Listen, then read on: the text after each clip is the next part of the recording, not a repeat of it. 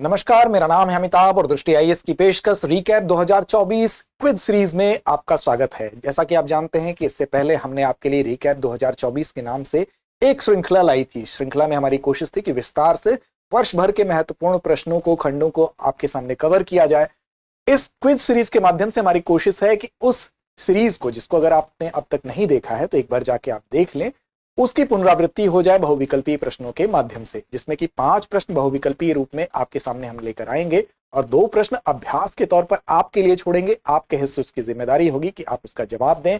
अगर आप सहज रूप से उसका जवाब देते हैं तो ठीक है, अगर उसका जवाब आप नहीं दे पाते हैं तो हमारी रिकैप 2024 की सीरीज को जाकर एक बार आप जरूर देखें। तो शुरू करते हैं आज की इस क्विज सीरीज के पहले प्रश्न के साथ। इस शुरुआत को पद्म पुरस्कार के संदर्भ में निम्नलिखित कथनों पर विचार कीजिए। पहला कथन है, यह 1954 में स्थापित भारत के सर्वोच्च नागरिक सम्मानों में से एक है। दूसरा कथन है, यह पुरस्कार केवल भारत के नागरिकों को प्रदान किया जाता है।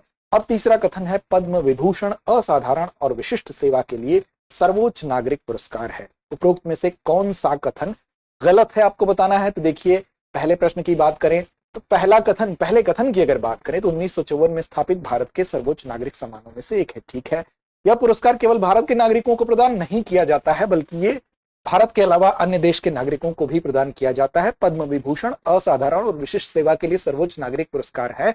तो पहले और तीसरे ये कथन आपके सही हैं। कौन सा कथन गलत पूछा गया है, तो केवल दूसरा कथन आपका गलत है, तो बी विकल्प आपका सही हो जाएगा।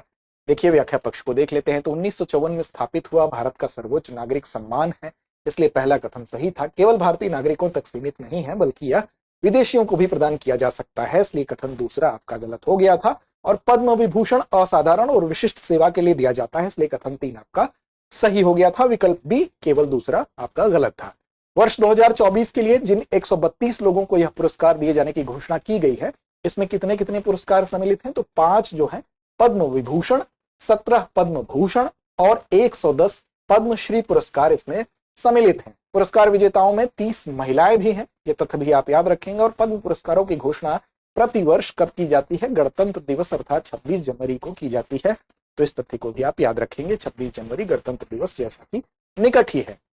अगले प्रश्न की तरफ चलेंगे, लेकिन उससे पहले आपको बता दें कि दृष्टि आईएएस की सभी शाखाओं में आपको जो हमारा आईएएस सामान्य अध्ययन का फाउंडेशन बैच है, प्रीलिम्स मेंस का हिंदी माध्यम ऑफलाइन बैच है, उसमें एडमिशन प्रारंभ हो चुके हैं। और ये एडमिशन आपको प्रयाग, नोएडा, दिल्ली, लखनऊ, जयपुर और इंदौर सभी शाखाओं में प्रारंभ है। इसके लिए विस्तार से अगर आप जानकारी चाहते हैं तो 8750187501 पर कॉल कर सकते हैं। इसके लिए दृष्टि लर्निंग ऐप भी डाउनलोड कर सकते हैं। अगले प्रश्न पर चलते हैं। नोबेल शांति पुरस्कार 2024 के संदर्भ में निम्नलिखित कथनों पर विचार करें। पहला कथन है, यह पुरस्कार जापानी संगठन निहोन हिंडांक्यो को प्रदान किया गया। दूसरा, निहोन हिंडांक्यो का गठन 1954 में हुआ था। तीसरा कथन है, यह संगठन परमाणु हथियारों के उन्मूलन के लिए कार्य करता है। इनमें से कौन सा या कौन से कथन सही है या है, अब आपको बताना है। विकल्प ए केवल 1 और 2, विकल्प बी केवल 2 और 3, विकल्प सी केवल 1 और 3 या विकल्प डी 1, 2 और 3। तो देखिए, जब इसकी बात आएगी तो यहां पर आपका पहला कथन जापानी संगठन निहोन हिंडांक्यो को दिया गया, यह सही है। यह संगठन परमाणु हथियारों के उन्मूलन के लिए भी कार्य करता है, लेकिन इसका जो गठन है ये वाला कथन आपका गलत है। तो पहला और तीसरा मतलब विकल्प सी आपका सही हो जाएगा। व्याख्या पक्ष को देख लेते हैं। तो देखिए, यहां पर जो निहोन हिंडांक्यो है, ये जिसे जापान के confederation of and H bomb surfers भी कहा जाता है, इसको 2024 का नोबेल शांति पुरस्कार प्रदान किया गया। अब इस संगठन की स्थापना कब हुई, तो 10 अगस्त 1956 में इस संगठन को स्थापित किया गया। इसलिए जो कथन में दिया गया है 1954, यह गलत हो गया है। इसलिए आपका विकल्प जो है, उपर्युक्त विकल्प क्या है, सी 1 और 3। यह संगठन क्या है, तो संगठन बेसिकली हिरोशिमा और नागासाकी के परमाणु बम हमले में जो लोग बच गए थे उन्हीं लोगों का प्रतिनिधित्व करता है। उन्हीं लोगों के द्वारा इस संगठन का निर्माण किया गया है। और दशकों से परमाणु हथियारों के खिलाफ, चूंकि उन लोगों ने परमाणु हथियारों की विभीषिका को महसूस किया था, तो उसके खिलाफ ही यह संगठन काम करता है। लोगों को जागरूकता बढ़ाने के लिए कार्य करता है कि कैसे परमाणु हथियारों के क्या नुकसान है, क्या उसका नकारात्मक पक्ष है, उसके संबंध में विश्व भर में जागरूकता फैलाई जाए। तो इसलिए कथन 3 आपका सही था। अगला प्रश्न है, राष्ट्रीय फ्लोरेंस नाइटिंगेल पुरस्कार 2024 के संदर्भ में निम्नलिखित कथनों पर विचार कीजिए। पहला है, इस पुरस्कार की स्थापना 1973 में हुई थी। दूसरा कथन है, 2024 में यह पुरस्कार 15 नर्सिंग पेशेवरों को प्रदान किया गया।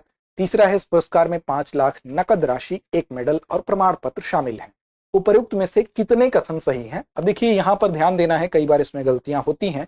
कितने का मतलब हाउ मेनी, इसका मतलब नंबर ऑफ कथन, कितने कथन सही हैं उसके नंबर्स को बताना है। ये नहीं आपको विकल्प में देखना है कि केवल 2 का मतलब 2 क्वेश्चन आपके, 2 कथन आपके सही हैं। तो इस लिहाज से इस चीज पर आप परीक्षा में जरूर ध्यान देंगे। कितने वर्ड अगर आएगा तो वहां पर आपसे कितने कथन आपके सही या गलत हैं वो चीज पूछी जाती है। तो यहां पर देखिए इस पुरस्कार की स्थापना 1973 में हुई थी, सही है ये पहला कथन। दूसरा है 2024 में यह पुरस्कार 15 नर्सिंग पेशेवरों को प्रदान किया गया, यह कथन भी सही है। इस पुरस्कार में 5 लाख नगद राशि, 1 मेडल और प्रमाण पत्र, देखिए इस राशि में त्रुटि है, तीसरा कथन आपका गलत हो गया। कितने कथन पूछा है तो 1 और 2 कथन आपके सही हैं, तो यहां पर बी विकल्प सही हो जाएगा, केवल 2 कथन इन 3 कथनों में से सही है। तो देखिए राष्ट्रीय फ्लोरेंस नाइटिंगेल पुरस्कार की स्थापना स्वास्थ्य एवं परिवार कल्याण मंत्रालय द्वारा 1973 में किया गया था, पहला कथन सही है। 2024 में यह पुरस्कार 15 नर्सिंग पेशेवरों को भी प्रदान किया गया, दूसरा कथन भी सही है। प्रत्येक पुरस्कार में 1 प्रमाण पत्र, 5 लाख की जगह 1 लाख रुपए का नकद पुरस्कार और मेडल दिया जाता है, तो तीसरा कथन पुरस्कार राशि गलत होने की वजह से गलत है। अगला प्रश्न है गोल्डमैन पर्यावरण पुरस्कार 2024 के संदर्भ में निम्नलिखित कथनों पर विचार कीजिए। पहला कथन है इस पुरस्कार को ग्रीन नोबेल के नाम से भी जाना जाता है। दूसरा, वर्ष 2024 में यह पुरस्कार आलोक शुक्ला को प्रदान किया गया। तीसरा, यह पुरस्कार केवल एशिया महाद्वीप के पर्यावरण कार्यकर्ताओं को दिया जाता है। अब उपर्युक्त में से कितने कथन सही है या हैं, तो इसमें से आपको बताना है कितने कथन सही हैं।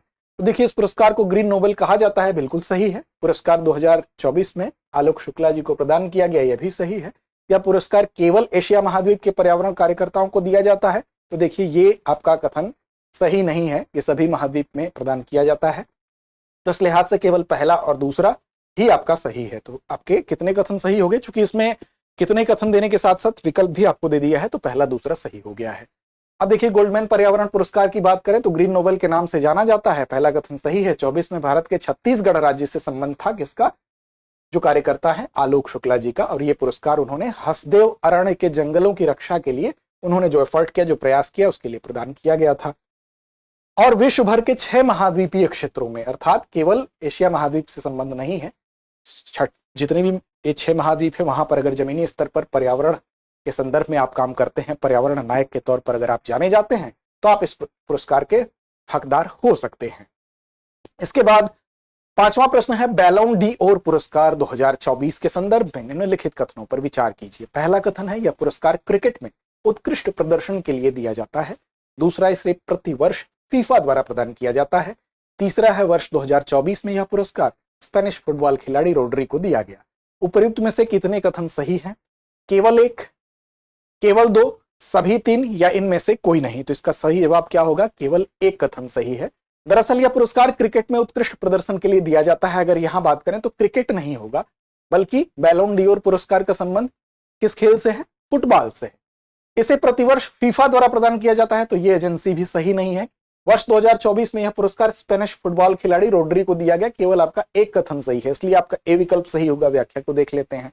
तो देखिए बैलोन डीओर पुरस्कार बेसिकली फुटबॉल में उत्कृष्टता के लिए प्रदान किया जाता है, पहला कथन इसीलिए गलत था।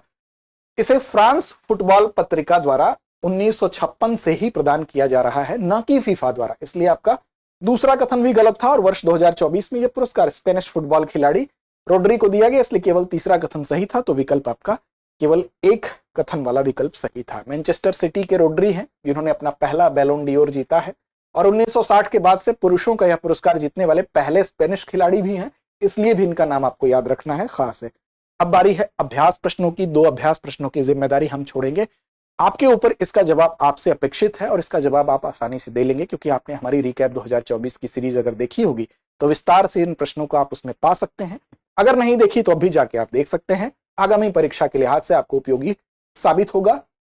तो अभ्यास प्रश्न है राष्ट्रीय खेल दिवस के संदर्भ में निम्नलिखित कथनों पर विचार कीजिए। पहला, यह दिवस प्रसिद्ध हॉकी खिलाड़ी मेजर ध्यानचंद की जयंती के उपलक्ष्य में मनाया जाता है। दूसरा, इसे प्रतिवर्ष 19 अगस्त को मनाया जाता है। तीसरा, इस अवसर पर अर्जुन पुरस्कार और खेल रत्न पुरस्कार प्रदान किए जाते हैं। उपयुक्त में से कितने कथन सही है या हैं? विकल्प ए केवल 1, विकल्प बी केवल 2, विकल्प सी सभी 3 या विकल्प डी में से कोई नहीं। और अगला प्रश्न है बुकर पुरस्कार 2024 के संदर्भ में निम्नलिखित कथनों पर विचार करें। पहला, यह पुरस्कार ब्रिटिश लेखिका सामंथा हार्वे को उनके उपन्यास ऑर्बिटल के लिए प्रदान किया गया। दूसरा है ऑर्बिटल उपन्यास में 6 अंतरिक्ष यात्रियों के जीवन का वर्णन किया गया है। तीसरा, यह पुरस्कार 2019 के बाद किसी महिला लेखक को दिया गया पहला बुकर पुरस्कार है। उपयुक्त में से कौन सा या कौन से कथन सही है या है? विकल्प ए केवल 1 और 2, विकल्प बी केवल 2 और 3, विकल्प सी केवल 1 और 3 या विकल्प डी 1, 2 और 3। तो हमें उम्मीद ही नहीं विश्वास है कि अगर आपने हमारी रिकैप 2024 की सीरीज देखी है तो इन दोनों ही प्रश्नों के आप सटीक जवाब देने में जरूर सफल होंगे। तो लड़ते रहें, अपने लक्ष्य की ओर बढ़ते रहें।